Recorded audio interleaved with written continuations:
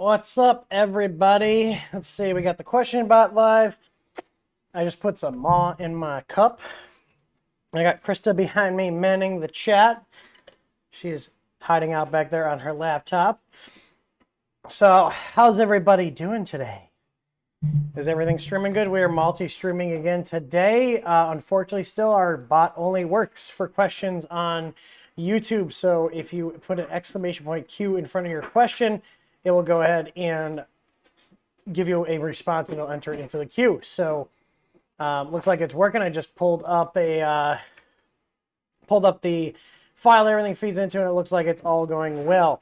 So if you guys do ask a question on another platform, we do have a couple of people in here, including Krista and usually Tor, that we usually grab a question from the other platforms, because Restream will send it all back out to the different channels so the bot can pick it up. So just a reminder, you guys, if you are helping out on the mod team, go ahead and just copy and paste and just put, like, you know, who it was. So, but right now we're using the Streamlabs chatbot. So if you guys can't, if you guys have any suggestions on how we would go about getting a multi-channel bot to work, I'd be very open to your suggestions. So anyways, let's see what we got going on here. We do have some new product announcements. We do have the multi-mount live. I want to schedule a stream tomorrow for later in the evening. I want to get this wrapped up. So this, if you guys watched, there was a two-part stream. We got basically almost everything done. I went ahead and did some cable management on it. I will show off the mount really quick here, because it is on here. I did test the basic functions of the machine. I'm trying to find the power cable I had here. I had a power cable up here for it, because this thing, the flow rate on it is insane with this Magnum setup. Where's my camera? I was not expecting to use this camera, but I forgot that I had this printer with all this fancy stuff on it sitting next to me. So, all right. Oh yes, I see someone noticed the cone of shame. Yeah, Remo is now ballless, because we were not planning on breeding him. So he's a little over a year and a half. I wanted to wait for him to develop a little further before we cut the boys off. So yeah, he's on some painkillers right now and some trazodone. So he's just kind of like, oh, life is fun. Yeah, he's a little tired. All right, where's the power cable? I got my freaking towels here for some reason. Here it is. I was like, I know I had a NEMA cable sitting here. All right. So we'll let that heat up. And I just noticed I must have dropped something on this screen when I was working on it, because the damaged portion of it keeps getting larger. I do have another screen here sitting over on my sitting on my workbench, but she does push out plastic. So basically I just got to reconnect the ABL sensor to the control board, and then just basically go over and do some testing. I'm going to check all the wheels since I have it out of its enclosure. This printer is usually enclosed, but this sucker does move some plastic. So I'm going to plug the USB into my computer and we're going to heat it up. But I'm very impressed. Like, I was able to feed 15 millimeters a second into this Hotend, and it just kept up, which was very impressive to me. I've dealt with a lot of high flow setups before, and this one definitely does the job. So I'm gonna let that heat up. I see someone saying the giveaway form isn't open. Let me pull that up here. I'm pressing my URL button. Hang on, here we go. Form. Oh, we need a new one. We need a new one here. Oh no, we did not make one for July. Well, I guess we're not going to have a giveaway stream or giveaway entry. Screw it. We'll just lump it in with June. How's that? We'll lump it in with June. We'll make a new one. I always forget something when we start up a stream and it's a new month. So whatever, we'll let the entries go. And there's not that many in this one anyway. So all right, the giveaway, it'll say June on here, but it'll be for this month too, and then we'll pull a winner at the end of that. How's that? So anyways, I'm telling this to heat up right now. I've got the Hotend's already at 160C.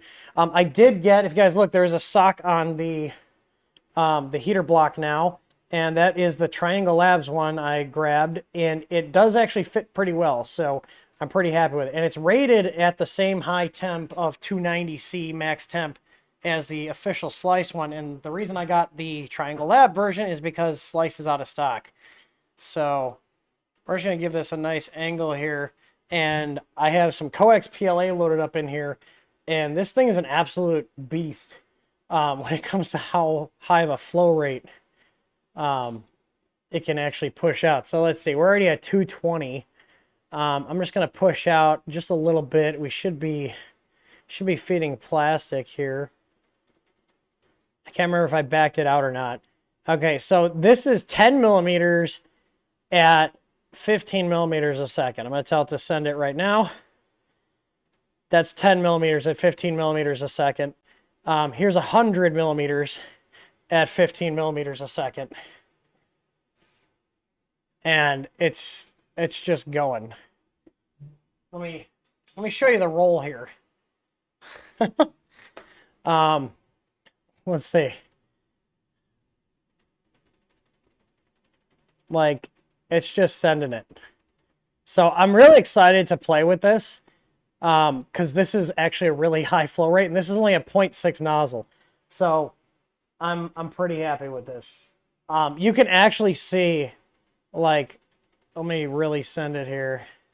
Oh, maybe not. I thought I could see some flex on the on what's it called? On the mount, but I think I might have just been seeing things. It was late when I streamed. So yeah, it was quite late. But yeah, if I just I'm telling it to do 100, and like, I'm sorry my camera's not cooperating. So yeah, it works, but we're gonna be printing some fun stuff with this. Like, it just does the thing. So anyways, hold on a second here. Hang on. I was like, I thought it skipped a little bit. It's because my current is too low on my stepper. I gotta bump that up in firmware. Hang on.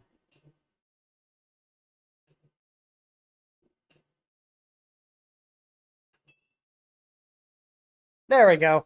All right. Because I was like, I thought I heard the motor skipping a little bit. I do a pancake on here.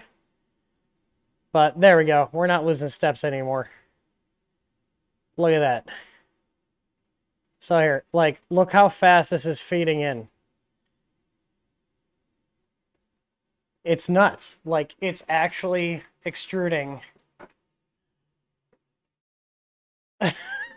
Like, it's literally extruding 1.7 millimeter filament. If I take the calipers to this, it's coming out basically the same size it went in.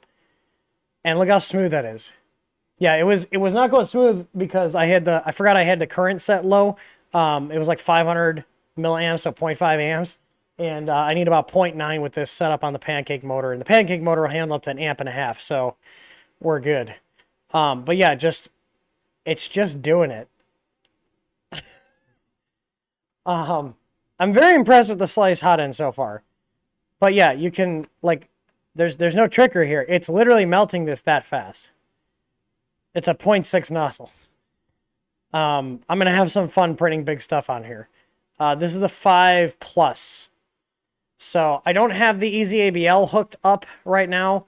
So I can't really show you guys it homing, but I got to open this up, which is what we're going to do on the stream later, and just kind of button everything up. So, but yeah, basic testing, everything's working great. So, but yeah, I can tell it to home X and Y. We touch off on the end stop there. Yeah, I can't home Z because it will just crash. I can try, but it ain't gonna do anything. So we're gonna go ahead and kill that.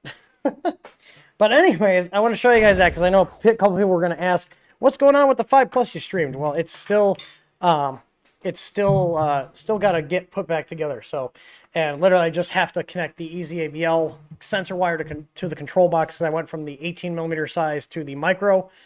We do have the Ender 5 and the 5 Plus Easy ABL mounts for our multi-mount system on the site and ready to purchase. And if you guys purchase the STL pack, those are also in there. So we are working on other adapter plates. Now, I would like to keep everything metal in terms of things going onto the Hotend carriage, but certain things like different printers that may not have a big following, where it wouldn't be cost effective for us to actually do a metal adapter plate like we did with the CR10 V2 and V3. We are going to be testing out doing some printed adapter plates in ABS to see if they're rigid enough to justify being able to actually sell them instead of having all these different plates manufactured. That's going to cost a lot of money. And we do have, I'm going to find the link here because I just made this about a half hour before the stream. We do have a feedback form. I'm going to have my guys add this onto the multi-mount like help center. But if you want to suggest a product that we add support for, this doesn't mean that we'll do it, but if you want to suggest something that we add support for, you can go ahead and put in your information here, what kind of add-on, if you want to just give us general feedback. If it's a carriage adapter plates, like if you have a CR10 V2 or V3, we already have a metal plate adapter for that, but those are very expensive to make. So what we're going to do is test out ABS ones and make it so they're as thin as possible, and so we can get the metal on metal mounting plate for or metal on metal once everything's installed, and just kind of adapt and shim. But ABS is still really strong. But my favorite thing about this is when you bolt it up to a compatible printer, you have a metal on metal mount instead of metal on printed parts. So, but we do have these as an option. So I don't know if anybody would be interested. I saw somebody asking about the Ender 6 here. These are the questions here. I saw something about an Ender 6, I think, or maybe that was just a chat. I don't see it in here. But, oh yeah, well, right here. First one, 3D experiments. Will your multi-mount for the Ender 6? So the Ender 6, let me pull up the, yeah, I don't want to share any internal things. And of course, my vet is calling me right as I'm streaming, so they can go to voicemail. Hopefully, I think I'm not blowing them off. I already declined the call. What was I going to do? Oh, let me pull up the renders here that Tor made. So this is the Ender 6 carriage, and you can see here the multi-mount. So here's our multi-mount on the Ender 6 carriage plate. So we actually have a CAD model of the Ender 6 that I purchased. Somebody made it.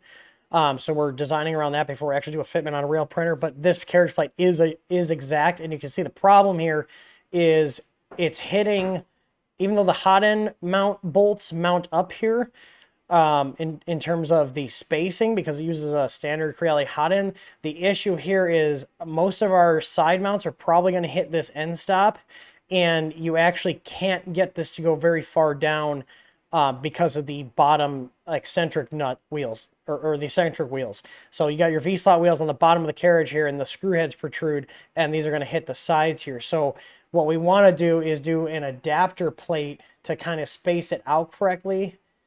You know, so like the CR10S Pro, CR10S Max, these work just fine. There's no adapter needed. There's nothing in the way. I'm trying to find the other view. I thought he put another view on there. Maybe that was the only one. Which one is that? He sent me another picture. Oh, this is working on the adapter plate. So you can see here, so this is an adapter plate spacer to go behind it to space it out so it doesn't get in the way of the end stop, and we can actually adjust this up and down. So this would be ideal because basically you're just wedging this against a thick ABS plate. So if we did these plates printed, these would be printed in ABS. So they'd be very, very stiff. And then you're just putting the two screws through here. So we're going to test all this in-house. This is another view of the adapter plate. So this is kind of what we're thinking of, doing stuff like this to adapt it, because like it's close, but you've got these guys in the way here, and you got the end stop here. So, you know, if you guys want to buy it and, you know, modify it yourself, go right ahead. There's nothing stopping you from that. I just, in terms of it being a drop in and work on the Ender 6, it's not there yet. But we do have here, so if you want to ask for a printer, basically what this form is going to serve is if we get enough requests for a certain printer brand, and it's not too difficult to make an adapter plate to put the multi-mount on there, we'll go ahead and do that. But if, we get like one-off printers, like 1 or 2 people, we're probably not going to make one. It's not really worth the time. You guys could also make your own adapter plates if you'd like. That's up to you. The other thing is you can also request new add-on or mount suggestions. So we got here, so if you see here, our form is dynamic. So we got just a general feedback one. We've got the printer carriage adapter plate, and then the add-on mount suggestions. So you can tell us, what kind of mount is it for the left or the right? What kind of product are you going to be sticking on it? And then general information. And then if it is regarding a product, so let's say you're like, hey, I want this extruder. So like the next one we're working on right now, because we've got a lot of requests, is the LGX Mini, or is it the Micro or the Mini? The Mini, I think it's the Mini. Or Light, sorry, LGX Light, the smaller one.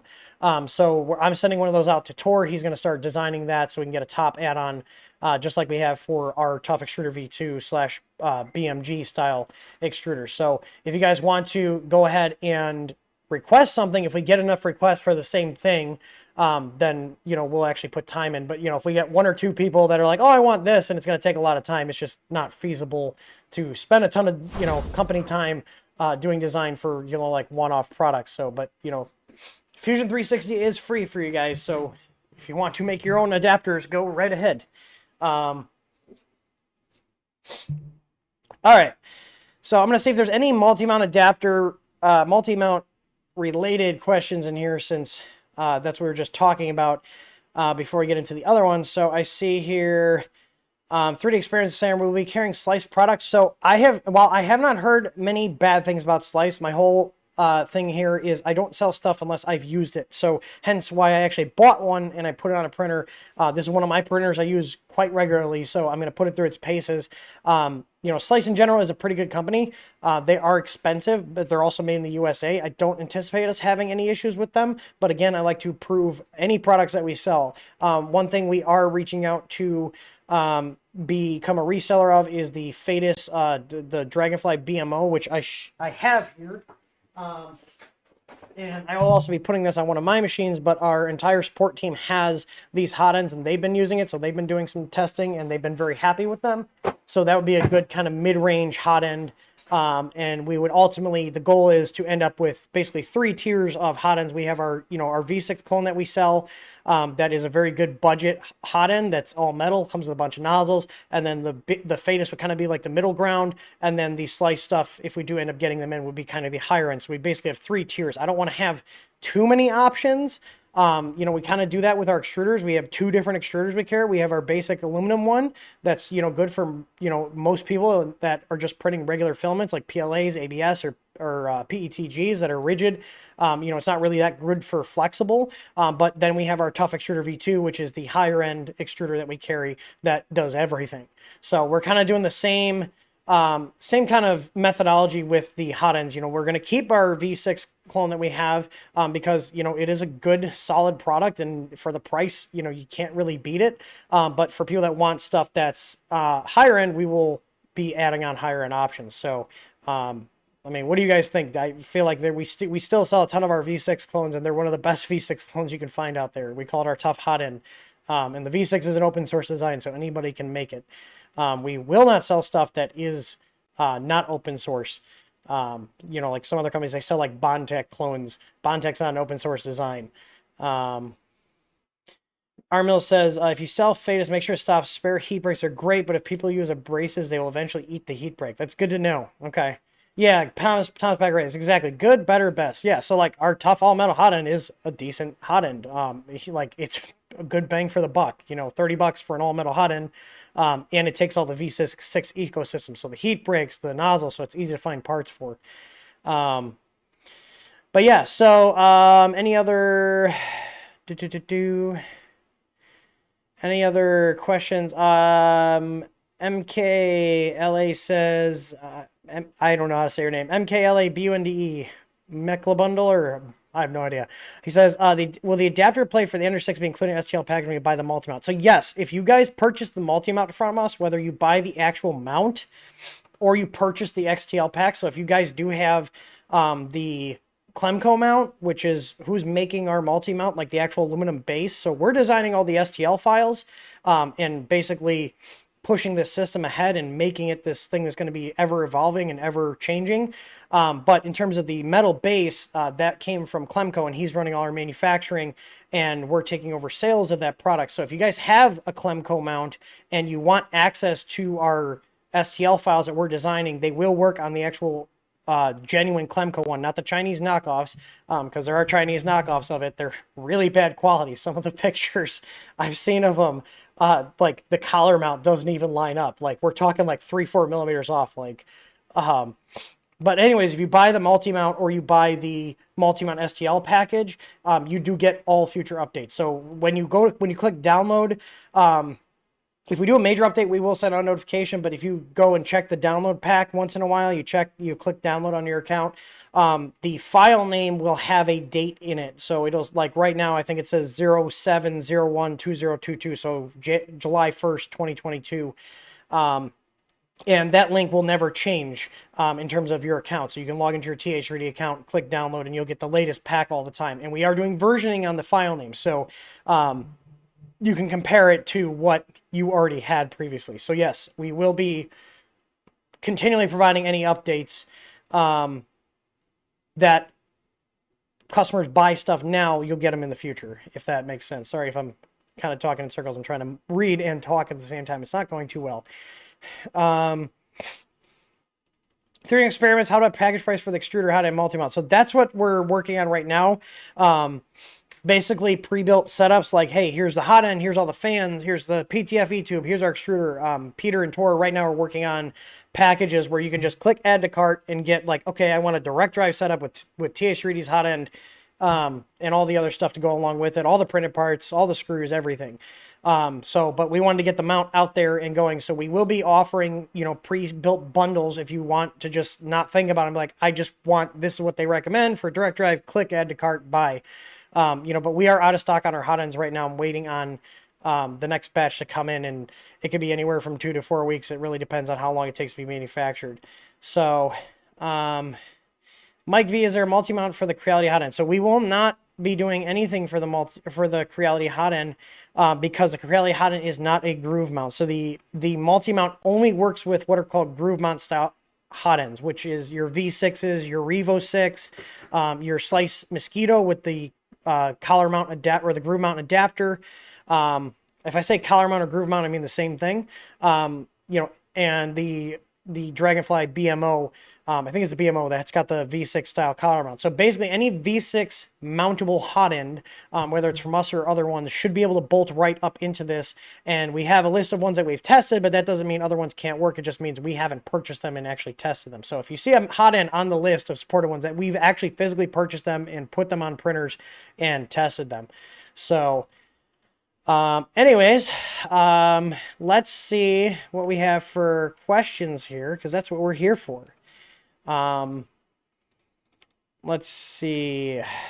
All right, the next one is, has anyone tried, or have you tried the Neptune X printer?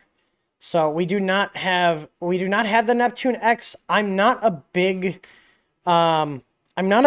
like fan of Anycubic's new printers, mainly because, as far as I know, now someone correct me if things have changed, but as of a couple weeks ago, they still haven't released the source code, and you definitely need the source code to do any changes. So basically, if you want to make any modifications to the printer that require firmware changes like motor directions, thermistor differences, like you're changing out to a high temp thermistor or you're changing your E-steps, you typically have to recompile the firmware.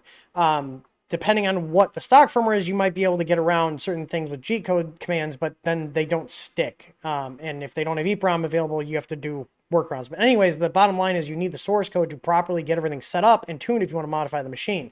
Well, they're using really crappy Chinese CPUs in these printers that at this time are not supported in Marlin. I don't believe they're even working in Clipper.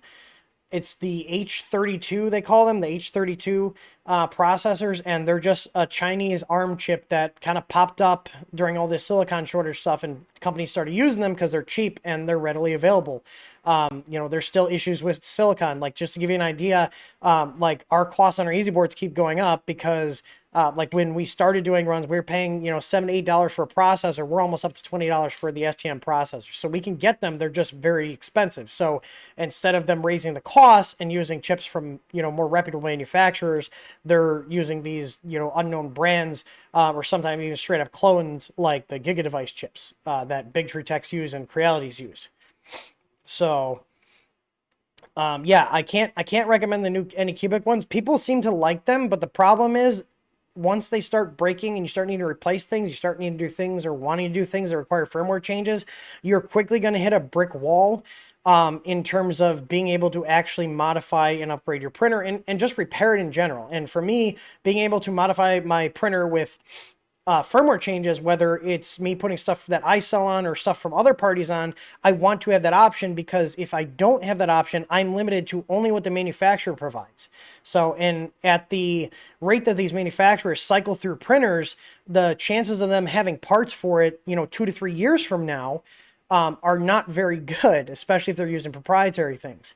Now, if you wanted to get around that, the biggest thing would be getting rid of the stock control board and the stock screen and putting in your own control board and your own screen that you can run Marlin on. But that's a huge headache. I would rather buy a printer that I can easily swap out parts on, because these Anycubic ones are using a proprietary screen and proprietary board layout. So you can't just easily swap in a board from us or from Big Tree Tech or from MKS. It's going to be a very manual involved process. And now I can do something like that, but as somebody that can do it, I don't want to deal with it.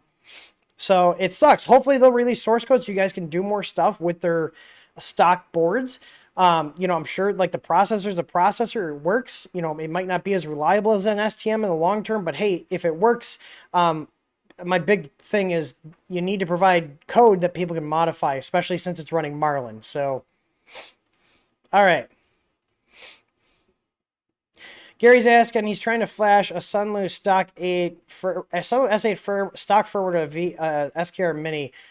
You can't do that. The stock firmware of Sunlu S8 is a 2560. You basically are building a custom printer. So anytime you swap a control board out and the manufacturer of that control board doesn't have, like for example, we have our own control board.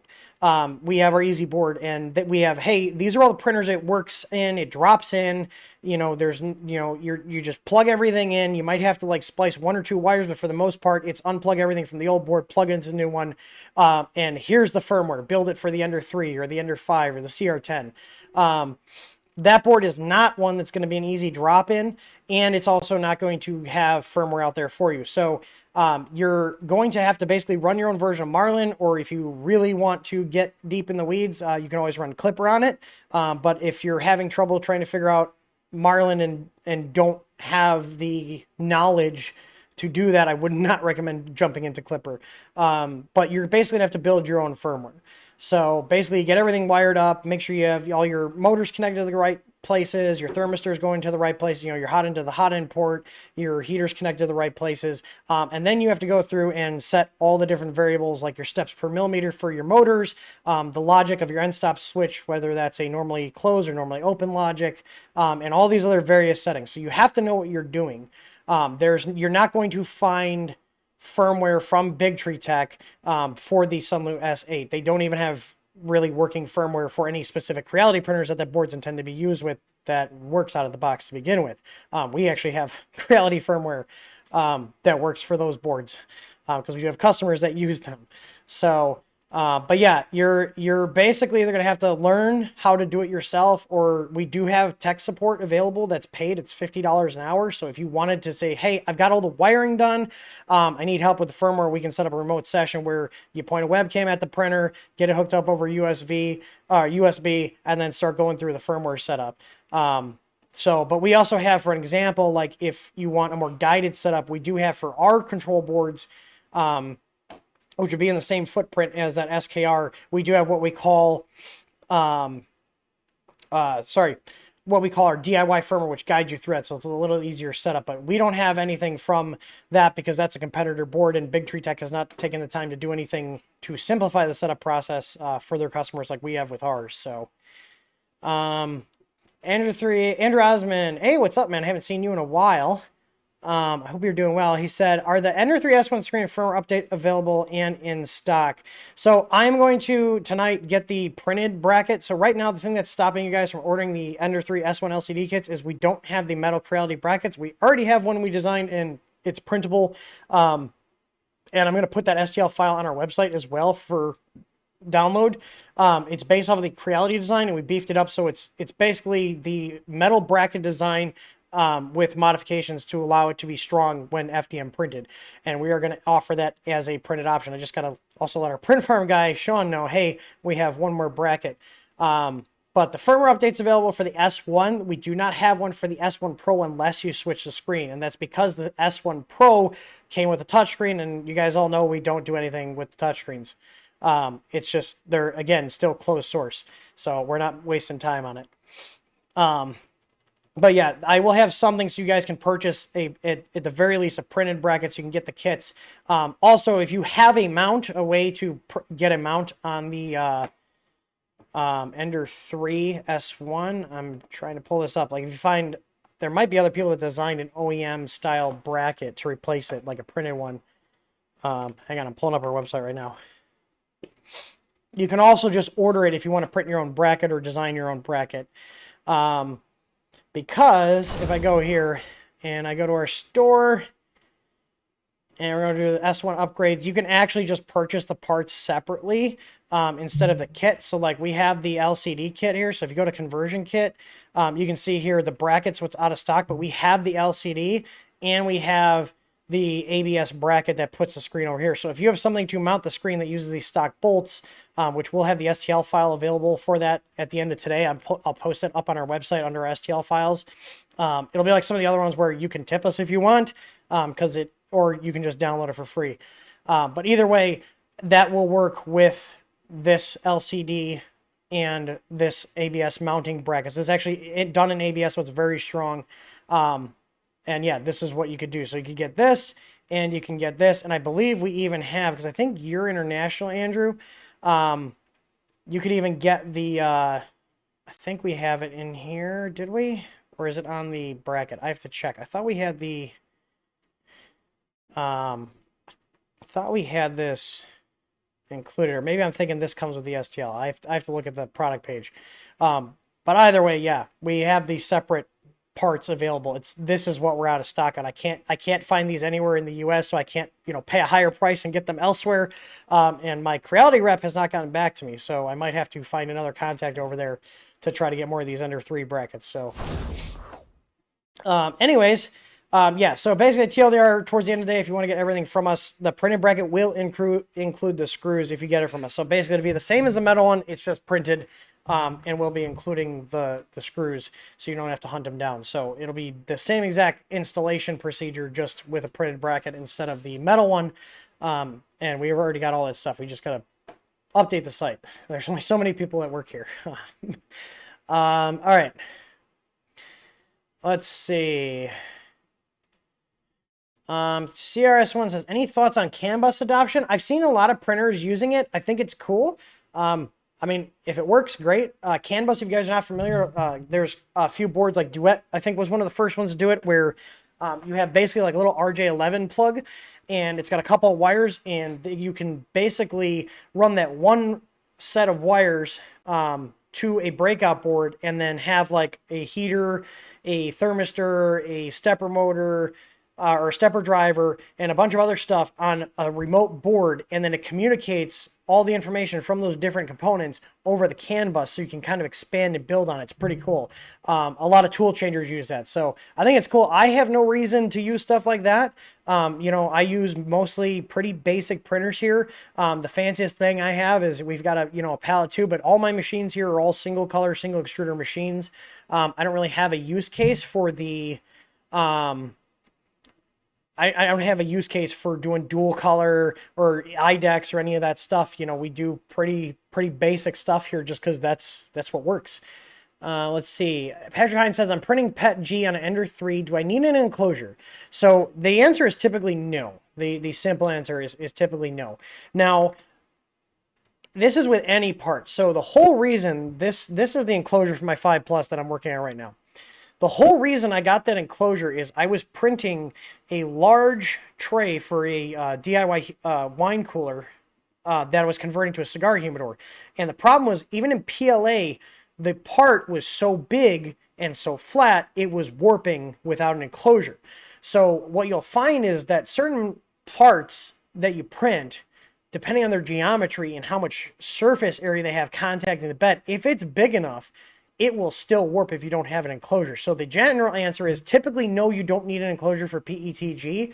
I print a lot of stuff in PETG without an enclosure. My recommendation is use something on a flex bed. I use flex beds on all of our machines. I use our Easy Flex here. If you guys did not get our email, because you're on our email list, we did just send out an email. We have a bunch of flex plates on sale right now that we're clearancing out. They're discontinued sizes. Those sizes would be for the ANET E10, so a 230 by 270. I know it's a weird size. The 260 by 260, which was for the G-Tech A20 and A20M. The 245 by 255, which is for the CR6. And then the CR10 mini size, which is the 235 by 310. Those are all on clearance. We will not be restocking those. So if you guys were thinking about getting them, now's the time to do it and they're less than half off right now. So I just want them out of here. We're selling them below cost. I just want them off the shelves. So if you guys want one and you have a printer, like here's the thing. If one of those sizes will cover your print area on your printer, like I use a 260 on my Ender 6 because its print area is only 250 by 250, you can go ahead and do that. So if you want a cheap plate that you can beat up, now's the time to grab something like that. So, all right, is there any way to change the light level on the Easy Neo? So you can change it via G-code commands. There's Marlin G-code commands, and you can also change under the custom light setting. This printer doesn't have the Easy Neo installed yet. That's what I'll be doing tomorrow night. Is I have 2 Easy Neo strips. So I'm going to show you guys how to do parallel. So running 2 Easy Neo strips off of one output. It's really easy. We're literally just going to wire them in parallel, but some people want to see that. But if you want to change here, so I've already told the firmware here I have an Easy Neo. There's just no strip installed, but I'll show you here. If I press the menu here, ignore this. I'm replacing this LCD. This LCD is like 2 years old, and I'm pretty sure it was like a B stock one. I get all our hand-me-down scratch and dent stuff.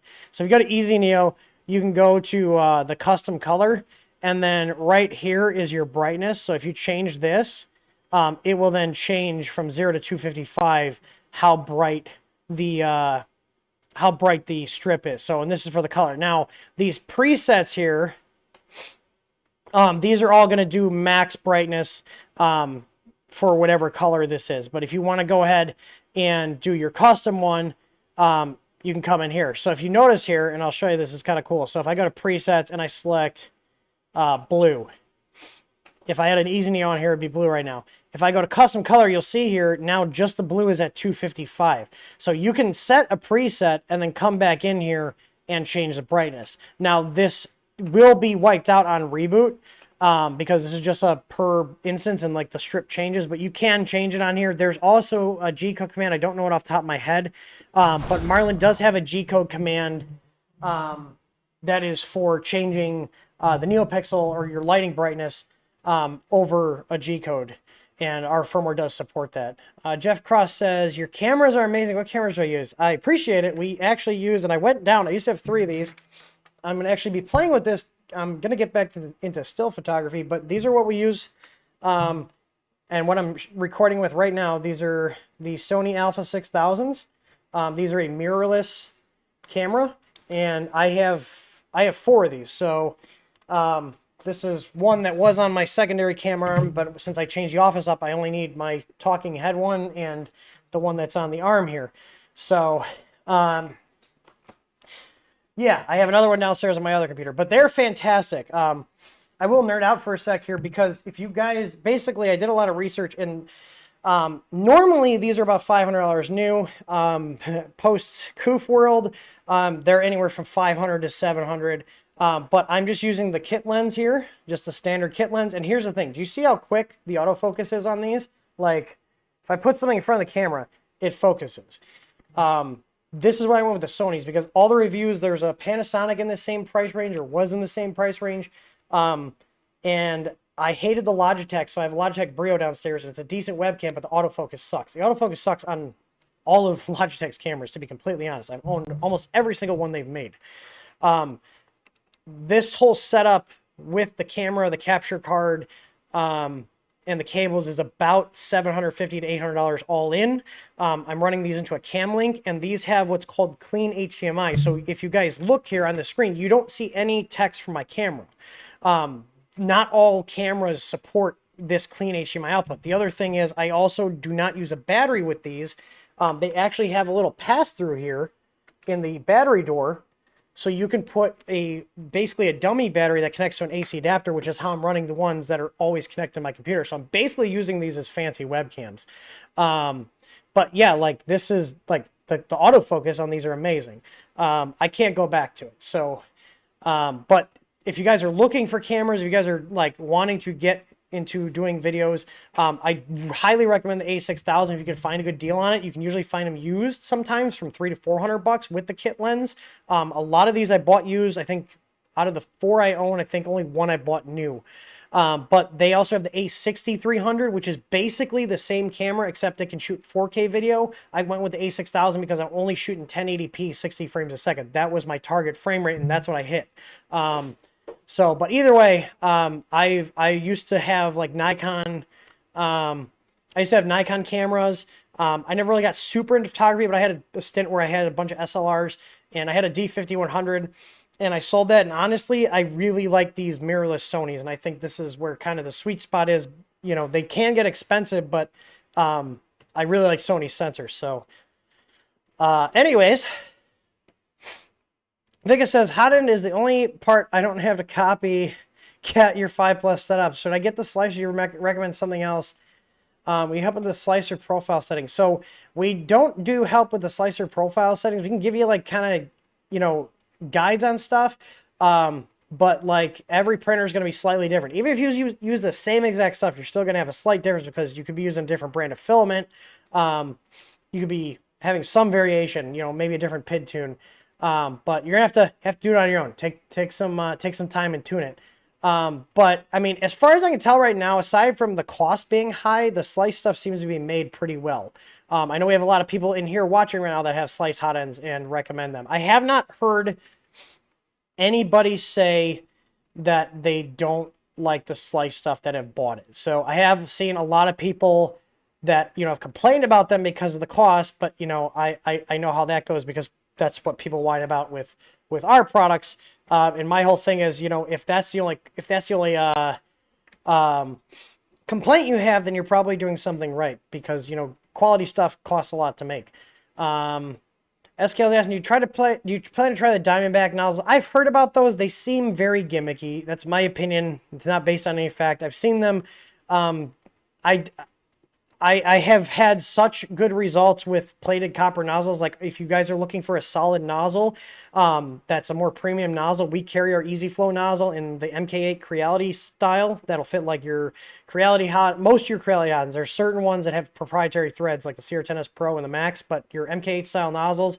We also have V6s and we have V6s and volcano style nozzles, which also fit anything else that takes a V6. And those are my favorite nozzles because they're that sweet spot. They're copper nozzles, so the thermal transfer is really good. And they also have the plating on them so you can run abrasives through them without them getting torn up like a brass nozzle. You know, if you guys are looking for something cheap to print abrasives, steel nozzles or hardened steel nozzles are always a good option. We carry those as well, just because they're a cheap nozzle and they get the job done. But if you want something to just leave in your printer and stick in there, the copper plated are my go-to. You know, I don't know how much more a diamond nozzle is. You know, there was the ruby nozzle and like I've used them and they didn't print any better than, you know, my brass nozzles. You know, maybe it's slightly better, but you couldn't tell the difference. If I had the two prints side by side, same exact printer, the only thing that changes nozzle, you couldn't tell the difference. I'd imagine the diamond ones are about the same, but hey, you know, capitalism will sort everything out, right? And that's not sarcasm. If they're good, they're good. You know, who knows? Maybe I'm just gonna have like a revelation if I try one, but I don't feel like spending $100 on a nozzle right now when I have stuff that works great. All right.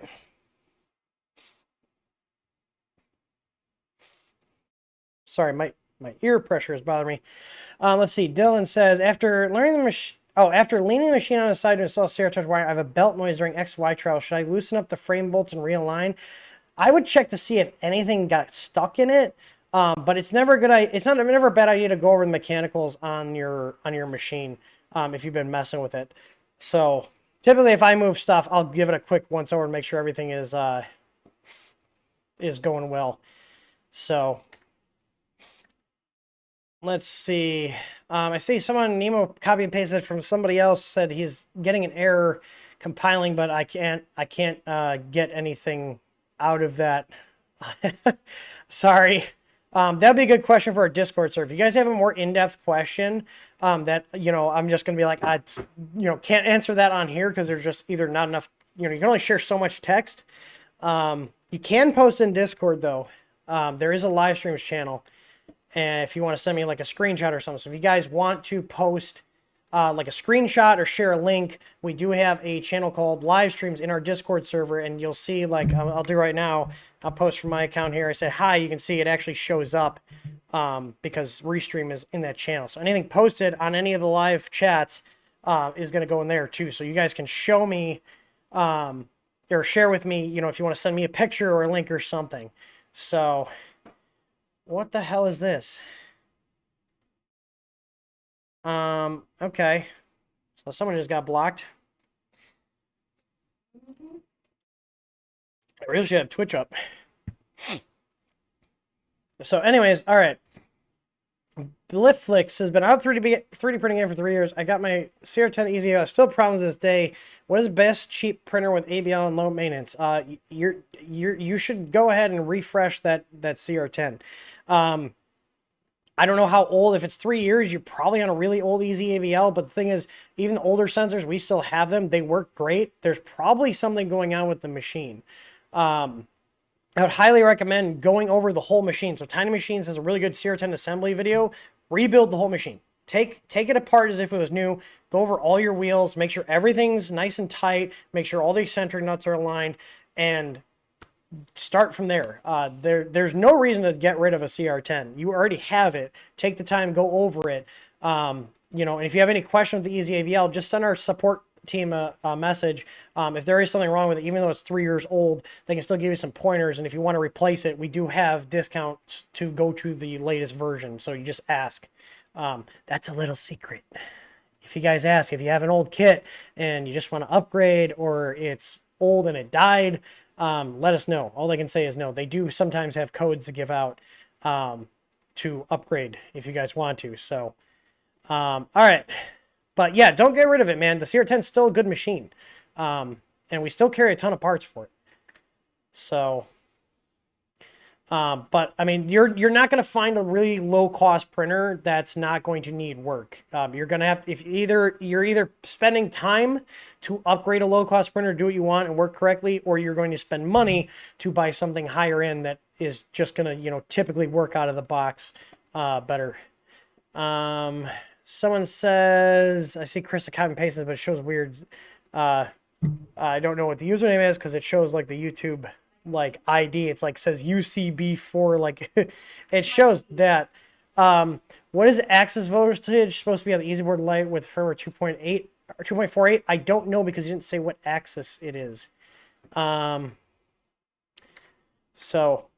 we'll come back to that. And also depends on what printer too, because we have different voltages set based on what printer you have. So, like an S4 and S5 need more current on the Y, and if you have a dual Z, it needs more current on the Z. So we dynamically set all that stuff based on what printer you tell it we have. So, there's a lot of back-end stuff we do on our firmware. Not a lot of people are aware of. Ender 5 Pro or Ender 6, Dean asks. If cost isn't an issue, I would go with the Ender 6. One, it's probably one of my favorite Creality printers, despite it does have some shortcomings, but it's one of my favorite printers, hence why it's behind me. It's actually printing a print job right now. And we have the enclosure for it. So if you wanted to go enclose it, you're basically, if you got our enclosure and an Ender 6, for like $800 all in, or less, depending on what you get the Ender 6 for, you can have an enclosed Core XY machine. Yeah. Jay Moore, do you do printing service for people? We do. If you want to get a quote on us printing something, just go to our contact page, and for the department, select Print Farm, and you can tell us what color you want, what material you want, layer height, infill, and send us your STL files, and then we'll go ahead and it's usually me doing it.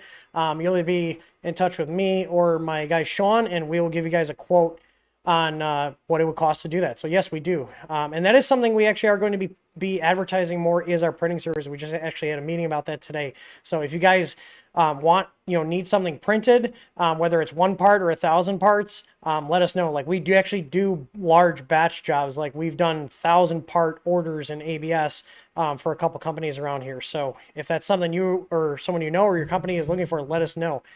We do stuff also. We've done, I don't know what, probably 200 parts for SpaceX at this point. So, yeah. Let's see. Nemo Griff, copy and pasted one. Thanks for grabbing those questions, Nemo. I appreciate it. So, hi guys. 206 says, follow-up question: is there a bin that just lets me increase the temp of your hot end? So that's not how that works. So whatever printer you have, if you have the source code for it, then you would need to recompile the firmware. So you can't just like get a bin file. Like if I send you a bin file for my printer with the temp increase, if it's a different model, it's not going to work. If it's a different board, it's not going to work.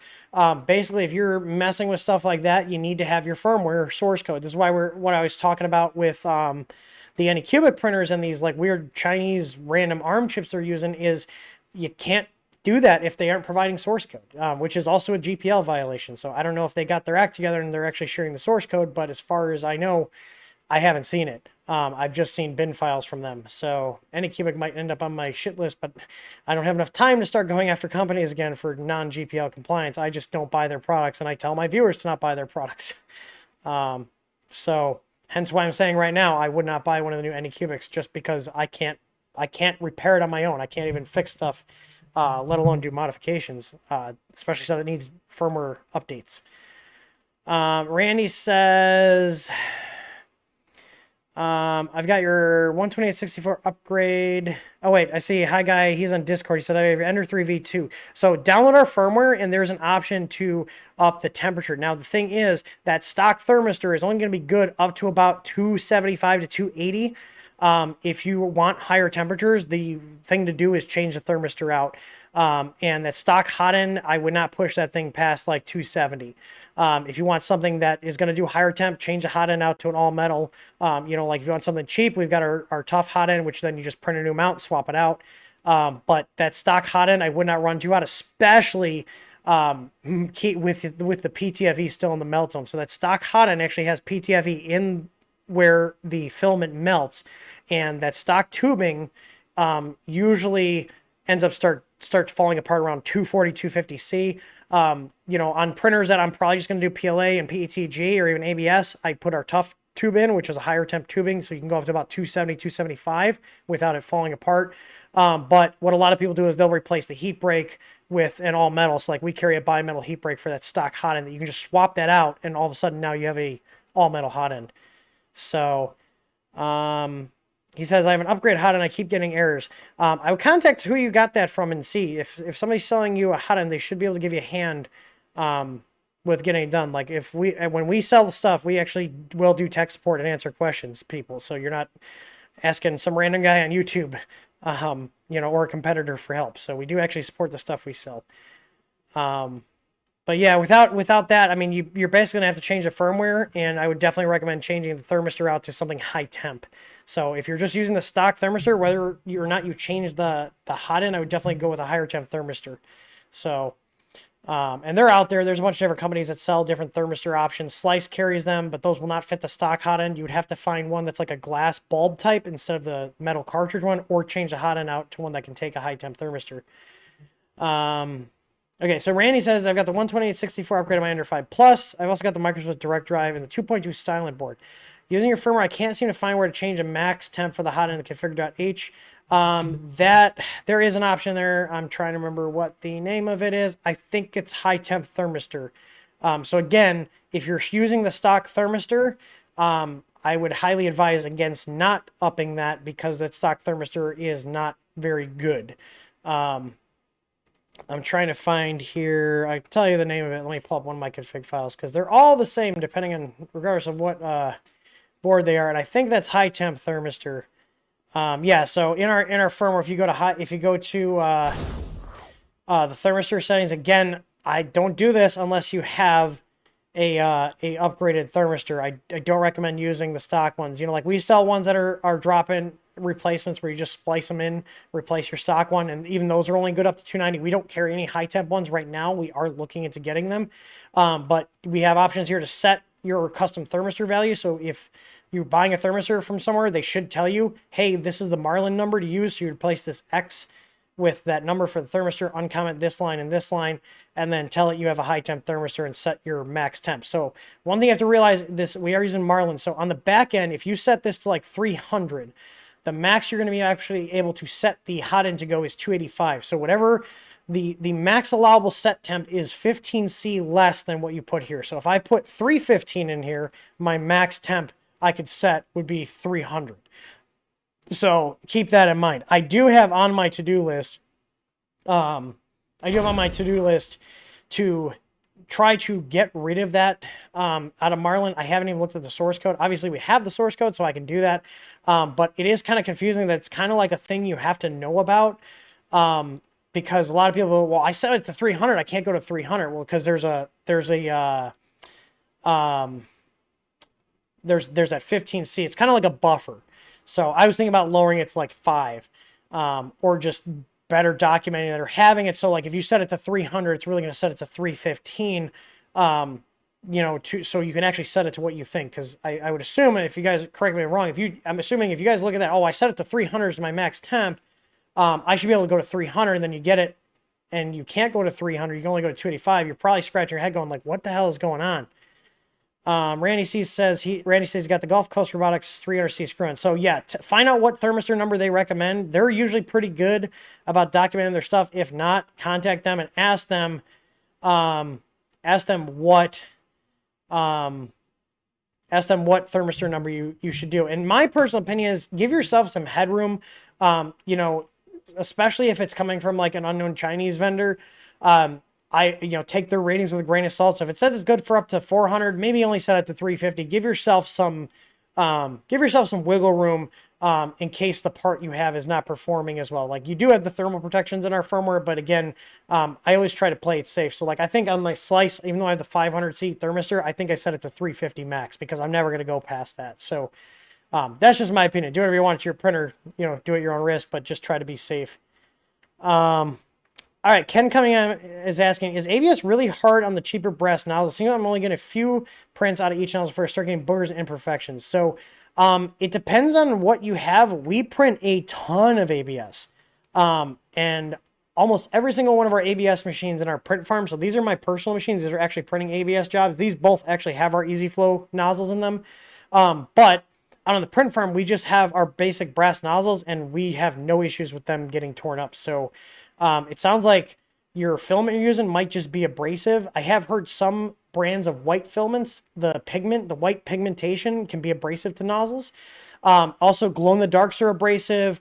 Anything with fill in it is typically abrasive. Yeah.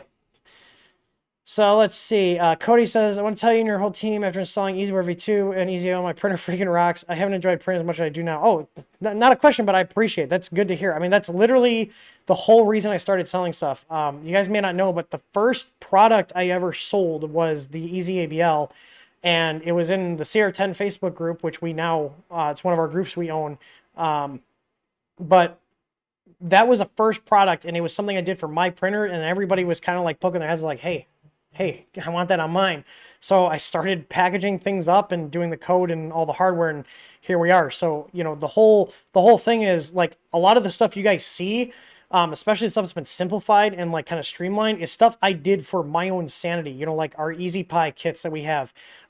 you know, that was the result of me wanting a uniform image with all the plugins I like, all the little customizations and tweak I like, without having to set every single one up manually. So I built that. I was like, well, why don't we sell this? Because this is a really nice package. You know, like Octoprint's nice stock, but we can make it better. You know, we can have our own little flavor of it. So, and that's where the Easy Pie came from. Same thing with the Easy ABL. Like, I played with BL Touches. I wasn't happy with the BL Touch. I didn't like the physical nature of it, where, you know, the pin, I've had the pin deploy on me before during a print and knocked the print off. The newer ones are now plastic, so they're just not as durable.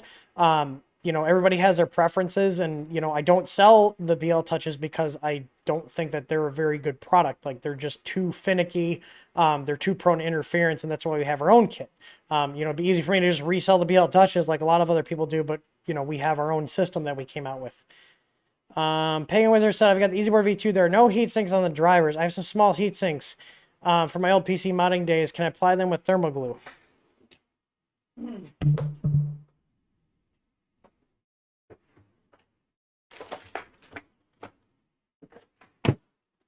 Hang on.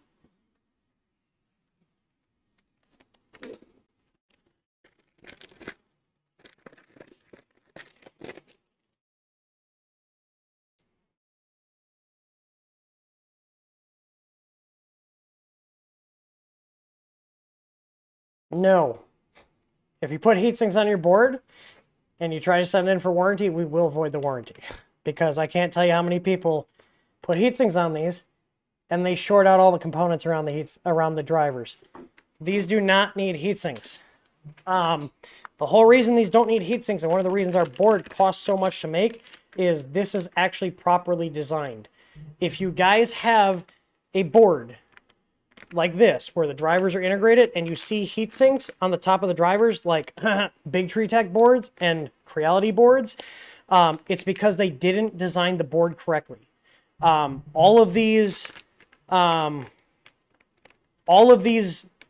chips, if you read the datasheet, go to Trinamic's website, look up the 2209 and the 2208 datasheet. They specifically state they require a 4-layer PCB with high copper count on all 4 layers. So that means a minimum of 2-ounce copper on every single layer. This is a non-standard board design, so it does cost more. Like, typically when you spec out a 4-layer board and you tell them 2-ounce copper, they put 2-ounce copper on the outer 2 layers and the inners are 1/2 ounce. These are 2-ounce on every single layer. So what that does is this PCB is the heatsink. So to give you guys an idea, on our version 1 Easy boards that have been out for almost 3 years now, we have about 20,000 individual driver chips out in the wild across all those boards. We've had less than a dozen failures on them. So, and the 22.8s run a lot hotter than the 22.9s.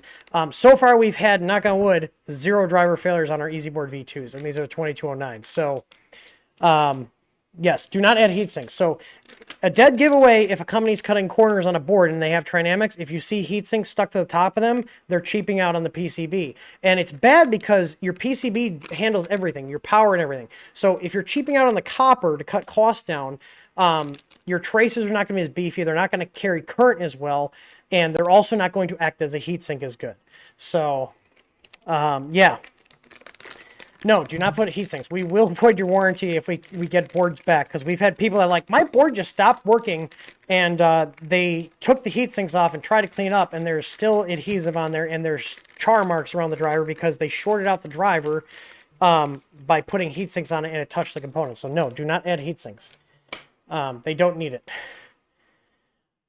All right, so Nadir says, what part cooling and temp to use on Intersects printing ABS, and what speed do you print ABS? I've got a Volcano with a brass Volcano block. Volcano's good.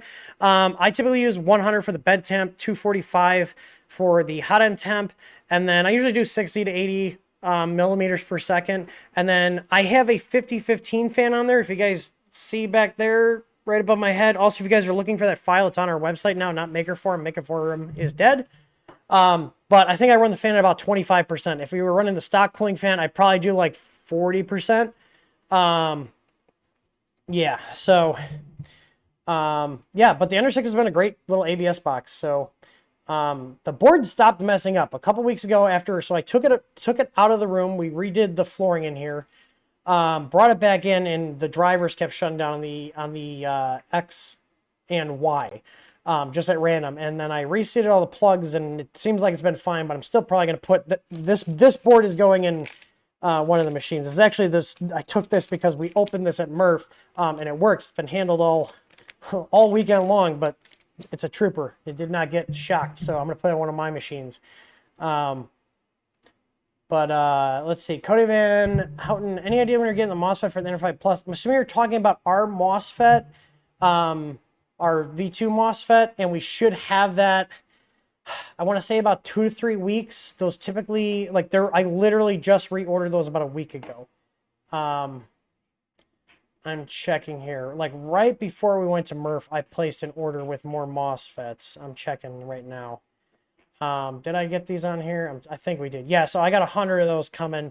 That order was placed on the 25th of June, so they should be shipping soon. I'm checking to see if I actually got a shipping notice. One of my other suppliers already shipped an order from that same time period. But yeah, we do have, so if you guys do notice on our website, if something's out of stock, you can actually hit add to wish list. So you just have to be signed in to your TH3D account. And then when we restock an item, it will email you within about an hour of us restocking that product. And if you do get a restock email and it's something that's been out of stock for a while, you should probably go order it right when you get the email. Don't put it off for a couple hours, especially if it's a more expensive, higher demand item.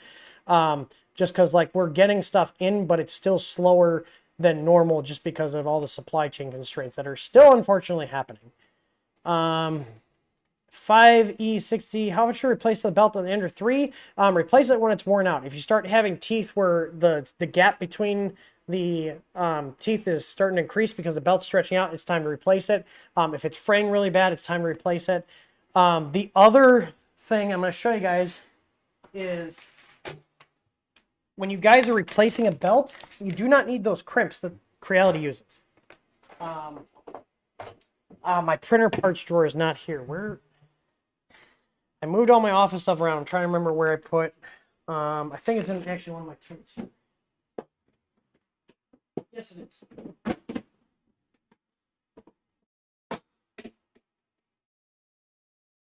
So when you guys are replacing a belt, hey, is that carriage over there? So that Y carriage. All right. So check this out. So this is what I do when I replace belt. I do not use the crimp ferrule. So this is how I do it. So you've got this is a CR10 carriage, okay? A lot of your printers, they have something, and basically the stock belt goes like this, right? It sticks through the bottom, and there's a crimp on here. What I do is I take these, I loop them around and mesh the belt on itself. Grab yourself a little nylon zip tie, and I usually use 2 of them. And just make sure that they're not going to hit anything when the carriage is moving. And then just zip tie it so the teeth mesh. See that?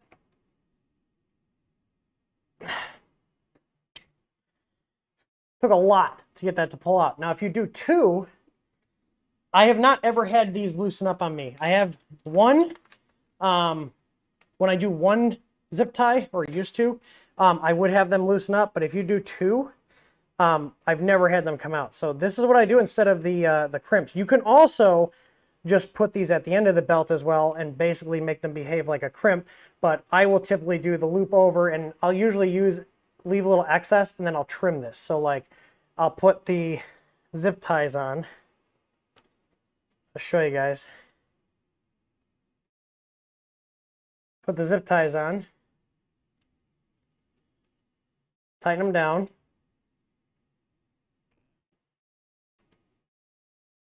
Yeah, we thought about stocking the crimps, but honestly, these work great. I've been doing this for years.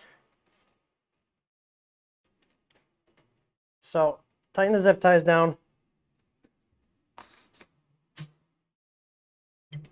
Okay, so we got the 2 on there. Cut them flush, and then make sure if you got some belt sticking out, just trim it. And that's it. There's your finished belt replacement. No fancy crimp ferrules needed. Like,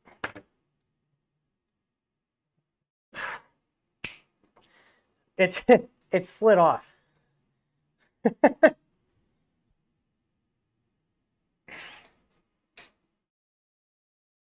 Yeah, 2 is the way to go. But that's how we do it. That's how I do the belt replacement. You can also, too, if you don't have a carriage, you can do that. You could also just put the zip ties at the end, and loop them over on themselves. Just obviously not as big of a loop here, and then just keep them from going through. So, anyways, yay! That's how I do my belt replacements on every single printer. That's what I've done for years. And I've never had one fail. The only time I've had one fail is when I first started. I did 1 zip tie, and I was like, I bet if I do 2, it'll be fine. And it has been. So there we go. All right, where are we at? Yup, 84 is any luck finding replacement gears for the Ender 6 belt? I have samples from a supplier here, but it's been low on my priority list among all the other projects. So we're actually prioritizing things here, but it's probably gonna be a couple more weeks before I find them. So I have a source that can actually get them made because they're finding the combination of the width of the belt and the teeth count, like the actual diameter of where the belt rides on, is actually pretty hard. I can't find any that are like I can just buy them and put them on the Ender 6. Either the width is too skinny, or the tooth count is too high or too low, or the internal diameter of the bearing. So you got to match all these. You got to match these 3 variables. So the inner diameter of the bearing, because the bolt goes through it, and I believe it's an M4 bolt on those. And then you got to then you got to make sure you have the right tooth count, so the diameter of the pulley with the belt rides on is the same as the stock ones. And then you also have the width of the belt. So those 3 variables, finding that 3 combination of the ones that are on the stock printer is hard. I can't even find them. So I haven't looked in about a month. Maybe another supplier came out with them, but I haven't found them yet. 3D Experiments says, I always feel like I'm going to break something when I change my nozzle on my V6. Any recommended tools or procedures? So I do have, and I'm not recommending this because it's really not that great. I just use it because I have it. This was that Z-Catch thing that kind of was popular, I don't know, a couple of years ago. The thing was, this was supposed to go around your heater block, and you have a socket on here, and you can like hold it. And it kind of works, but it's also really easy to short out your Hotend with this, because if it walks a little bit, this whole thing's turning and it's hitting your wires and stuff. And if you're changing a nozzle, you're going to be hot, and typically most people do it with the power applied. If you're new, I'd recommend heating it up and not doing it with the power on. So heat it up to the like 250C, turn the printer off, and work quickly. But typically what I do for a nozzle change, if it's like a Creality printer where it's got those 2 retaining bolts so the heat block can't move, I'll just take a socket and, unscrew it really quick, screw the new one in, and then I do a hot tighten about 240C. And if it's like the Slice Engineering, you can do one-handed nozzle changes with that. Just, same thing, just put a friggin' socket on there or torque wrench, get it off, put the new one on. But if it's ones that like the V6s where it's going to spin on you, I will usually take a set of pliers and open them to their largest width and grip the front and the back of the block, the ones at the wire. So basically you have like your wires coming out the one side. So usually that's like the left or the right, and then you have your front and back of the block. I usually take the pliers, go in a slight angle, hold the block, and then work with my other hand on the nozzle with a socket set. So, but yeah, there's really not a good way to do it, and like this was supposed to be the answer to that, and I'm not a fan of it. I bought this myself, and I have it because it's better than nothing. I couldn't find my pliers, so I was like, well, I guess I'll use this. It's been sitting in my box for a bit. So, neat idea, but just kind of missed the mark, in my opinion. Steve Second says, if I go with Easy ABL, do I have to use unified firmware can be set up in vanilla Marlin? So our Easy ABLs function like a normally open switch. So you can use them on any firmware that supports a probe on an end stop or an IO pin. So like Duet, you just tell it, I've got a probe on this pin. We have a Help Center article about not fully setting up your printer, but just the probe specific section. We also have a article called setting up the Easy ABL for vanilla Marlin. So we refer to just plain Marlin as vanilla, plain.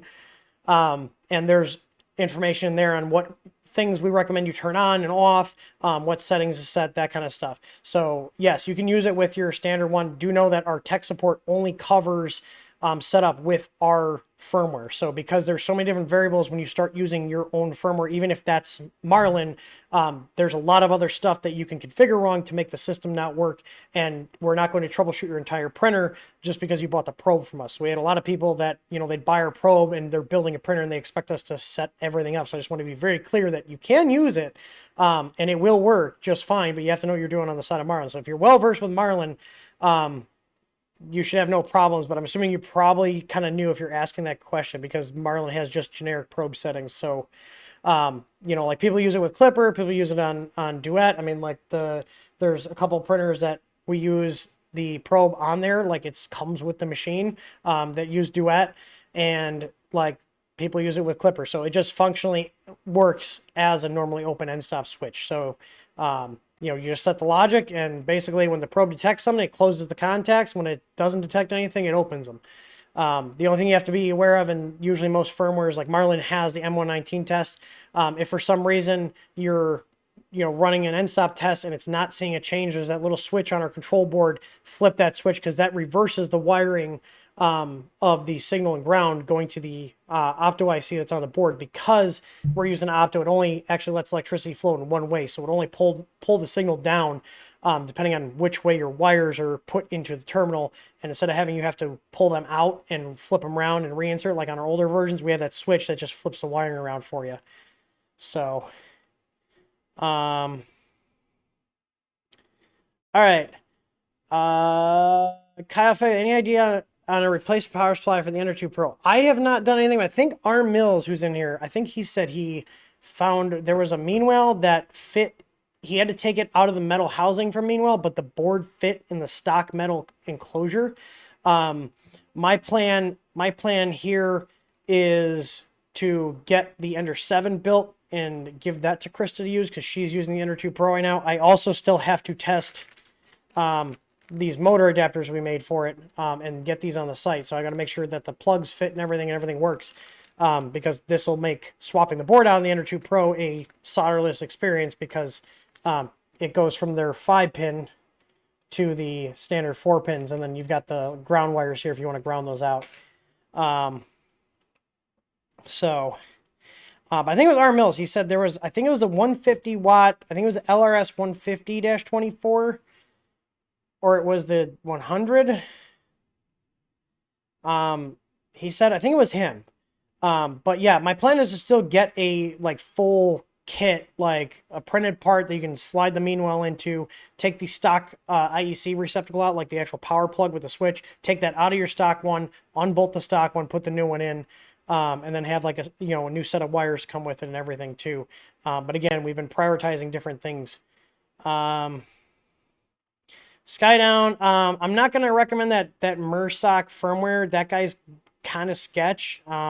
He's been doing stuff to violate GPL licenses, so I will not recommend this firmware. Basically, he has been doing a lot of stuff himself, but from what I've seen, he's been stealing code from other people and not attributing it, and also not sharing source. So no, I will not be doing any videos on it. He's also trying to, it's very much seems from an outside perspective, because he pushes his Patreon a lot. So basically he's doing, withholding code unless you're on Patreon. It very much seems like, in my opinion, be very clear, that his main motivation to do it is monetary, not because he's just having fun. And there's been a lot of drama around the guy, so I won't use it. I have our own firmware. It's built on Marlin. So the thing is, a lot of these projects, you have was Gyres that started doing stuff with the Creality touchscreens, and now you got this guy doing his thing, is all these little forks and stuff, and then the person loses interest and they're just abandoned. So yeah, not a fan of it. I tried it and it was not very stable. It's funny that he calls it the professional firmware when it's really not. But hey, branding, right? Let's see. Mike V says Ender 5 Plus Z axis. So if you have Ender 5 Plus and you have our Easy board, it should be at 1,000. So because you have dual Z, so you should be having 1,000. R Mills, I was asking if you were the one that had the Frankenstein Meanwhile Ender 2 Pro power supply setup. But yeah, Mike, 1,000 on the Z for dual Z because that's a parallel wiring is perfectly normal. That's what it should be at. Frank Castle, thanks for saving me $10 not buying those dumb cribs. Yep, I'm sure you got zip ties. And the last question is someone asking where I can buy an Ender 6 BQ H2 mount. You're going to have to print that yourself. As far as I know, they don't have any mounts. BQ is just, which is Big Tree Tech. BQ and Big Tree Tech, they're the same company. It's basically like, here's an extruder, figure out how to put it on your printer.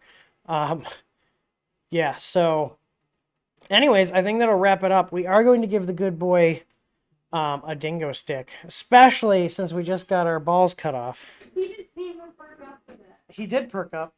He did. He lifted his head. Do you want it? Do you want a dingo stick? Or are you too high to get up? Do you want a dingo stick? Are you making sure I actually am going to give it to you? Come here. He is just... Hang on. Let me switch to this one. He is high as freaking balls. That's a nice crotch cam right there. Ooh. Crotch cam. Oh no. Look at him. Ramo.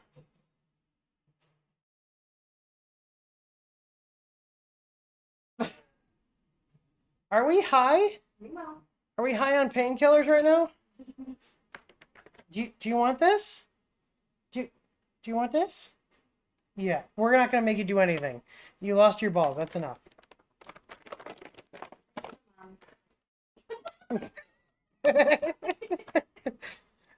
All right. All right, there we go. He's on the struggle bus, but he'll figure it out. Yeah, no tricks. Just give it to him. All right. So anyways, I will talk to you guys later. Look, I didn't realize we were going for an hour and 26 minutes. But anyways, if you guys also want to catch up on these, if you are somebody that can't catch them live, we do post these out to all the podcast platforms. It's usually delayed a day or two. It really depends on if I'm able to download the VOD right away after the stream or not. Because sometimes YouTube doesn't let me do that. And then I strip the audio out and we send it out to the podcast platform. So make sure you guys check that out. If you guys need some awesome upgrades for your printer, go to th3dstudio.com. That's what funds all this. Like, this is my day job. This is my only source of income. So, not YouTube, but like, selling printer parts. 808 Hygie says, oh, I broke my mount. The old Hotend is gone. Big time breaking move. We can print it for you. If you have the STL files, go to our website, or actually just type in contactus.th3dstudio.com, and then you can send us the STL files, let us know what color, what material you want, what infill, layer height, etc. And we can print it out. Typically, the turnaround time on a simple, like I'm assuming it's just an adapter plate, you're probably looking at a day 2 tops, and it'll get shipped out like a normal order. So yeah, if you guys are ever in a predicament where you don't have a printer to print stuff on and you need a printed part and you don't have any friends to bother, go ahead and ask us. Like, we can be your own little loaner print farm. So anyways, I appreciate you guys all stopping by. I hope you guys enjoyed the stream, and as always, happy printing. I will see you guys on the next one. Oh wait, I gotta pull the winner. I almost forgot. We got to pull the winner for the giveaway. This whole stream is very ADHD of me. It's literally my entire existence. Chris has just said that was very ADHD of me. It's my entire life. When you find out your entire personality is literally a freaking mental disorder. Yay. All right, let's see. We are going to, we're going to cut that off. I'm going to have to make a new one. We're not going to accept responses. We're going to go ahead and export this. I mean, they don't have to be present to win.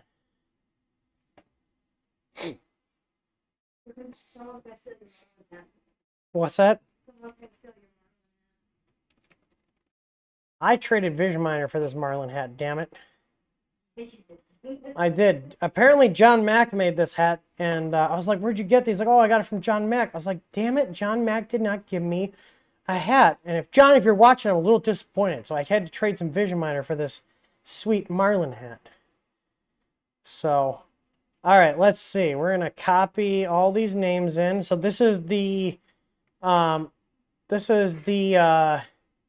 the entries up until today. So we've got all of June's. We got about 310 entries here, and I don't do anything with this with the emails on here other than use them to contact you guys. We're not putting them into a marketing list or anything. So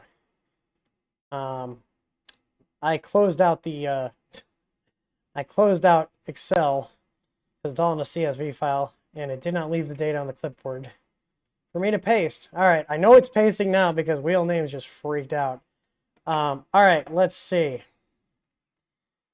All right, so I've got all the names in here, and we're gonna go ahead and see who is the winner of this month's gift card. So every month we give away a gift card. All right, let's see. Who's the winner? Who won the gift card? Cam. So Cam, I don't know if you're watching, but I will contact you. I've got your email. That's why we get the email. So I'm going to email you guys. So I'm going to go ahead and remove all instances. And we're going to do one more. Okay. I'm going to just copy his name down so I don't forget. Put a little notepad. June 2022 winner. And let's do a $50 one. How's that? All right, let's see. Who's going to win the 50? Do a little bonus one here.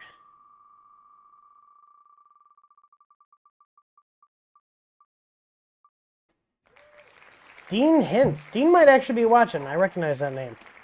All right, so Dean is going to get a $50 gift card. And Cam is going to get our $150 one. So we do, I believe it's $150. I'm going to double check. It's either 100 or 150. What does it say on the form?